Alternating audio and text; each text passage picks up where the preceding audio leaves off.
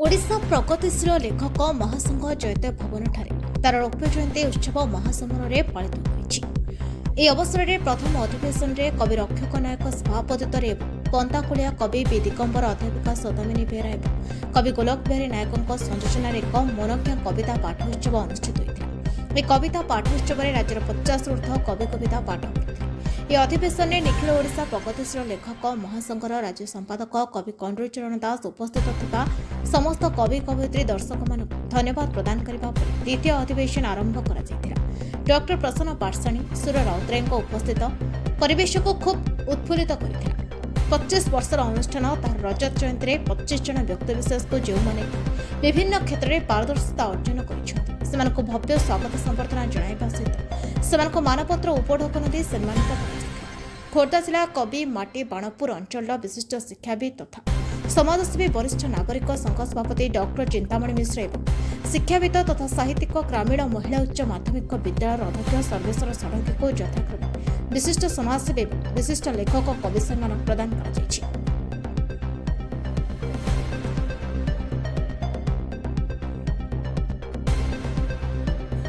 सौम्य दर्शन का रिपोर्ट आवाज।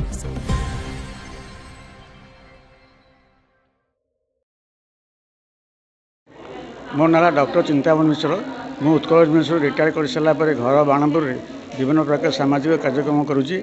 मत आज निखिल उत्कल लेखक महाशय डाक मत सम्मानित कर मुझे कृतज्ञता जनाऊँगी और प्रतिश्रुति दूँ आगामी भविष्य जिते आमको डाके आम तुरंत भाव साहाय्य सहानुभूति देवु। नमस्कार। यही अनुष्ठान 25 वर्ष उपलक्षे 25 जन व्यक्ति विशेष को सम्मानित करागला विभिन्न कवि एवं लेखक से भाव में ये कार्य वर्षव्यापी पालन कर निष्पत्ति करागला। सरकार सह आलोचना करी मिलित भाव में रौप्य जयंती क्लोजिंग सेरिमनी पालन करा जीवो। से कार्य क्लोजिंग सेरिमनी कार्यक्रम को सुदूर प्रसार करने मीडिया भाई मानकर आवश्यकता रही। तेणु मीडिया भाई मैंने उपस्थित रहे आज जो आमको उत्साहित कर धन्यवाद दूँ अनुष्ठान तरफ ता सहित 25 वर्ष क्लोजिंग सेरिमनी आहरी चित्ताकर्षक केमती हो पार एवं सरकार सहित आलोचना कर सरकार मिलित भाव में कार्यक्रम हाथ को नियाजिब। स्कूल कॉलेज यूनिवर्सिटी छात्र छात्री जो मैंने रही से प्रतिभा लुचिकी रही से गुड़ा केमती आग को आसब से आमर अनुष्ठान तरफ आम से कार्यक्रम को हाथ को नहीं आज संकल्प कर वर्षक व्यापी भितर विभिन्न अनुष्ठानिक कार्यक्रम हाथ को नि रौप्य जयंती को साकार करा।